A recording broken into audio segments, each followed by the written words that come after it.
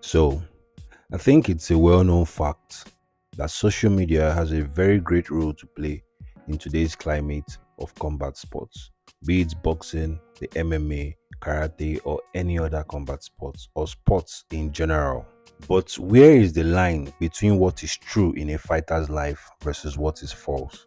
Where is the line between the narrative that is created by social media Twitter warriors versus the truth that actually exists in the ring or in the octagon? After the retirement of Floyd Mayweather, every other fighter has found pride in preserving their unbeaten record.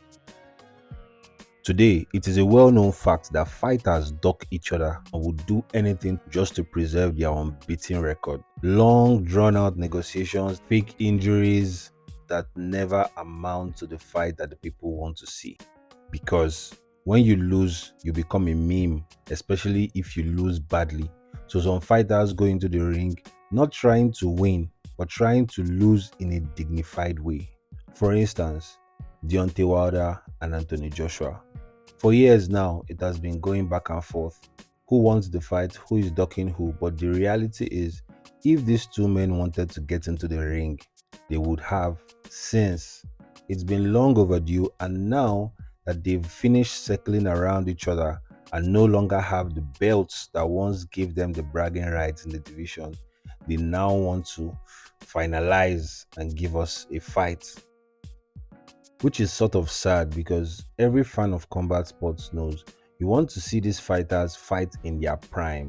You don't want to see them fight after one person has probably been clobbered up by an unknown competitor. The fight still remains a very dangerous fight because they are coming into the ring to face the caliber of opponent that they have never faced before. You can say Wilder faced Fury and Fury beat him, but Fury is not the power puncher that Joshua is. Even though these days Anthony Joshua is largely gun shy, afraid to trade in the middle of the ring. You can also say that Joshua faced Usyk, and Usyk is a much better boxer than Wilder. But then again, Wilder hits a lot more harder than Usyk, which is what keeps the match dangerous. So the only intrigue is who is going to get to each other's chin first. But the point of this video is not to say what would have happened or what will happen if these fights happen. The point of this video is to show you how these fighters allow social media to shape the narrative of their careers.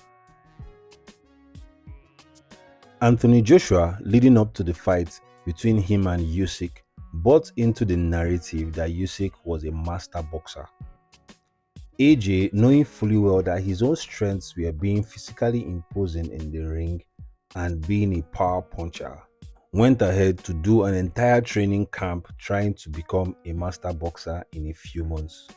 Which, of course, we all know how it ended up in the ring with him losing by unanimous decision in a fight that wasn't even close. And at the end of the fight, he said, "I thought I looked like Muhammad Ali in there." Muhammad Ali. Bro, get serious, man. Israel Adesanya. Leading up to the first Alex Pereira fight in the UFC, the narrative was Alex Pereira had beaten Israel Adesanya twice. And then many people said Israel Adesanya will become Israel Nurmagomedov just to secure the win. He will start sniffing balls and start catching people's legs and start, rolling around on the mat just to get the win over this guy because there is no way he could win if they stand and trade on feet.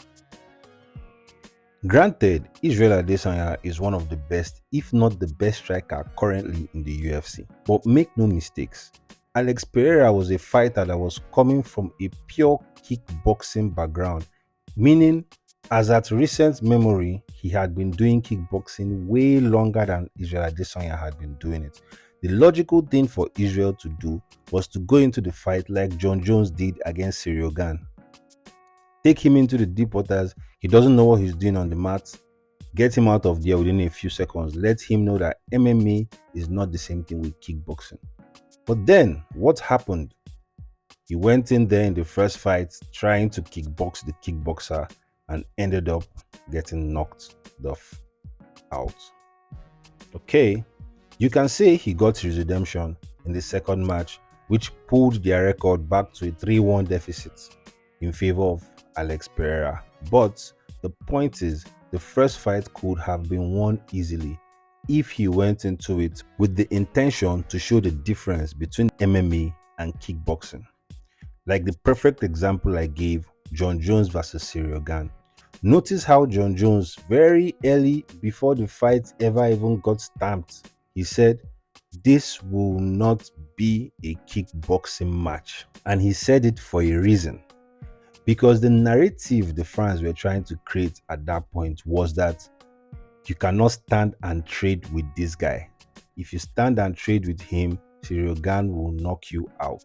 So, John Jones, being the smart fighter he is, knowing I have been out of the ring for as long as I've been out of the ring, and it might be true that if I stand and bang with this guy, I might not make it out alive. So, what do? I have to bring something to the table that is way different from what this guy has ever seen, and then take him as quickly as I can to my own comfort zone and kill him, which is basically what he did.